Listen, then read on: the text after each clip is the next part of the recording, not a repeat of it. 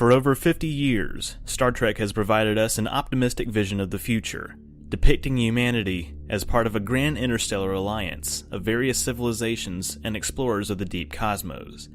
However, a few episodes, as well as a number of novels and comics, delve into the prehistory of the Star Trek universe, shedding light on the spacefaring species that long predate the Federation's incorporated member races.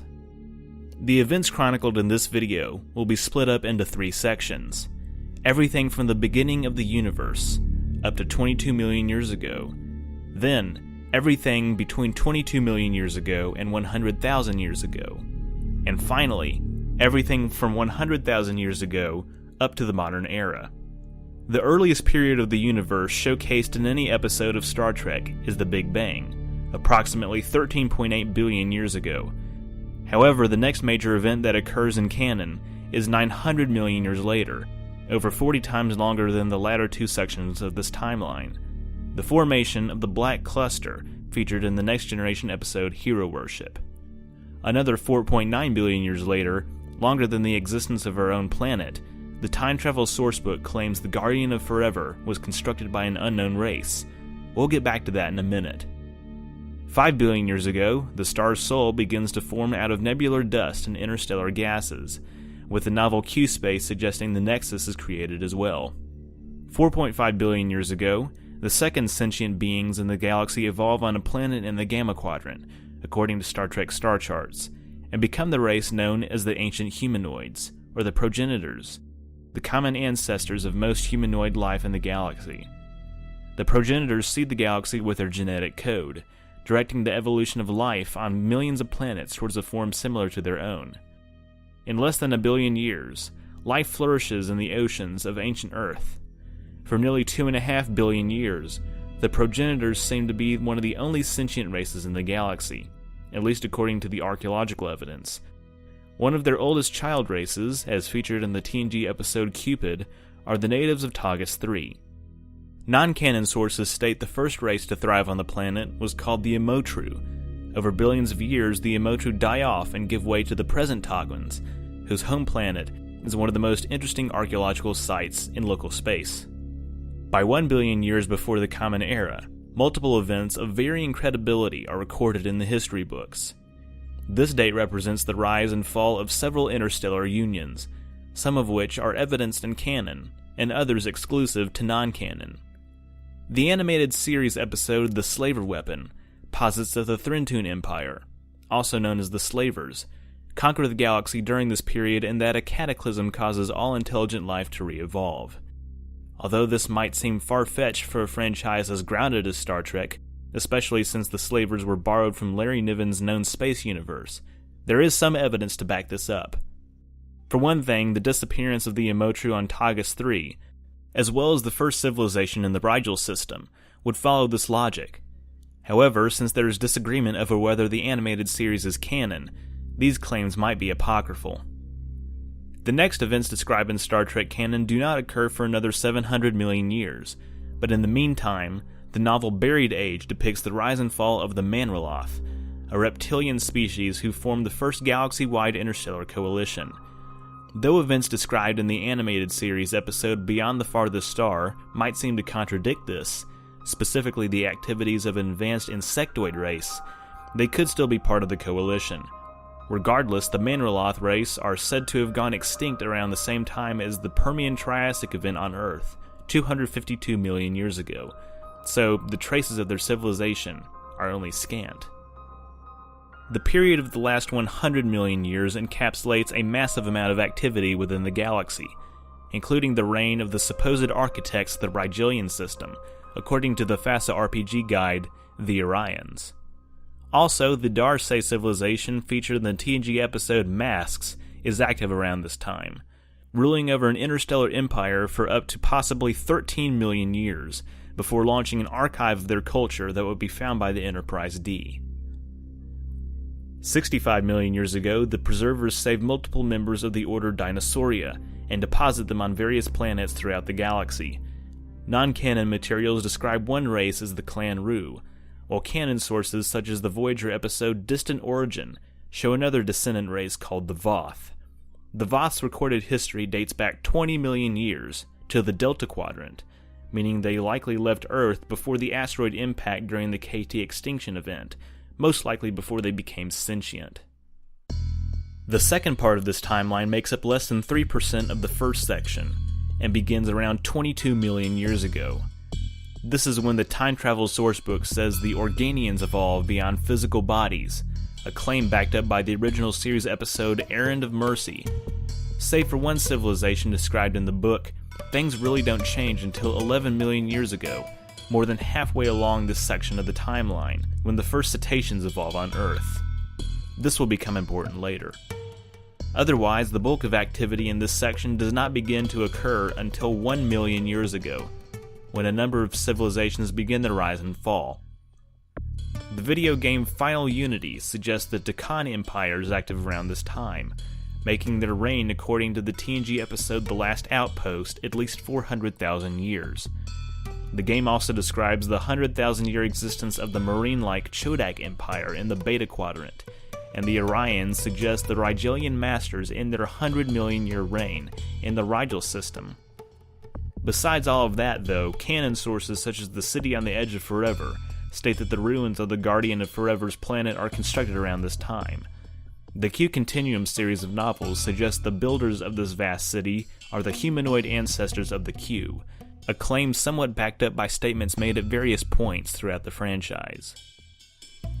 During the next 400,000 years, the main activities throughout the known galaxy are conducted by the Deccan, who finally collapse around 598,000 BC.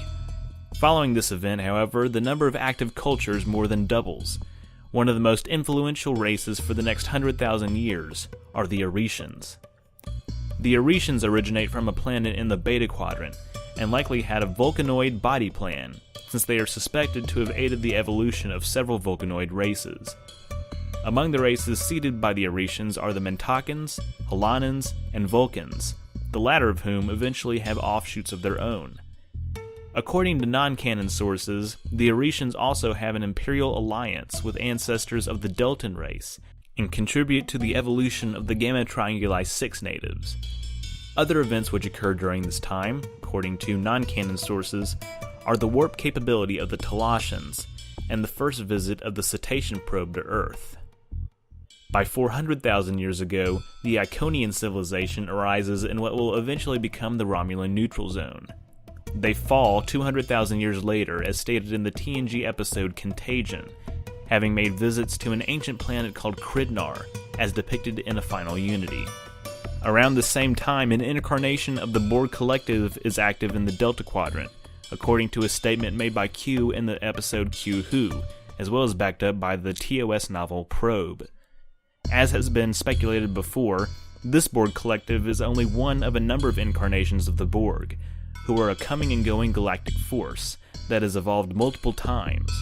Regardless, direct evidence of the Collective's existence around this time is confirmed in the short story The Hunted, which describes the ancient origins of the Hirogen, who built a relay station network stated in multiple Voyager episodes to be 100,000 years old. In addition, this is the same age as the height of the Shedai race, an ancient silicon-based species referenced in several novels, who were said to have originated from the Taurus Reach and enslaved the ancestors of the Tholian race.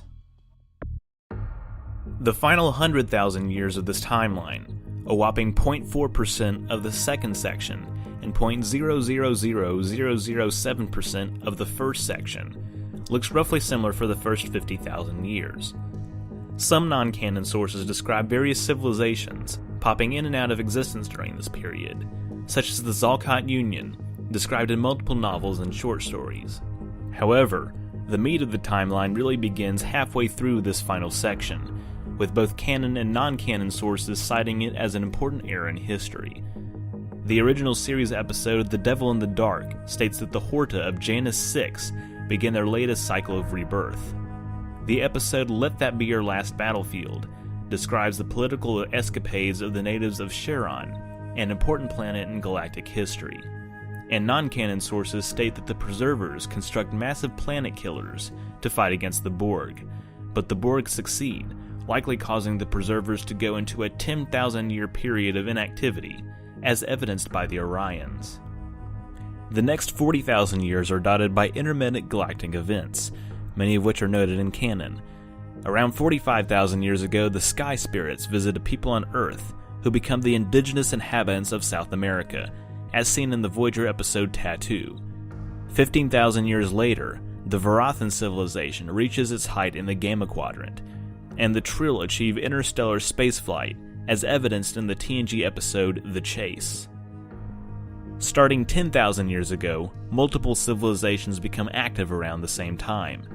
These include the Fabrini, who abandoned their homeworld on a propelled asteroid known as the Yonata. The machine god Vol is built on Gamma Trianguli 6, and Sigma Draconis 6 experiences an ice age, causing its society to devolve to a primitive level. Not too long after, the Zagdorn earn their reputation as brilliant strategists, according to the TNG episode Peak Performance. By 7,000 years ago, according to the Star Trek Destiny series of novels, another new incarnation of the Borg is active. It's unknown how long this incarnation lasts though, since many sources agree upon the current Borg's date of origin as being the 15th century AD. 5,000 years ago, the Greek gods visit Earth, with Apollo being one of their only surviving members, as seen in Who Mourns for Adonis. By 4,000 years ago, the Xindi Avians build a concealed fortress on the planet that will one day become home of the Xindi Council. 1,000 years later, the Sendarans arrive on Earth during the time of Plato. In the final stretch, as this section of the timeline enters the 1st and 2nd millennia AD, a number of active cultures increases exponentially. Among the notable cultures are the natives of 8924, the Promelians and the Minthars, and the founders of the Dominion, as well as, of course, the Vulcans and Bajorans. Other modern powers, such as the Andorians, Tellarites, Romulans, Klingons, and of course humans, achieve warp capability during the final 2,000 years. A century-by-century breakdown of what happens after this period can be found at Memory Alpha, the official canon Star Trek wiki, link in the description. This video referred to sources cited by both Memory Alpha and Memory Beta, the latter being the wiki for non-canon licensed Star Trek materials. If you enjoyed this video, be sure to leave a like and comment, and don't forget to share this video. If you want to support me on Patreon, be sure to click the element on the end screen. As always, don't forget to subscribe, and don't forget to be awesome. Live long and prosper.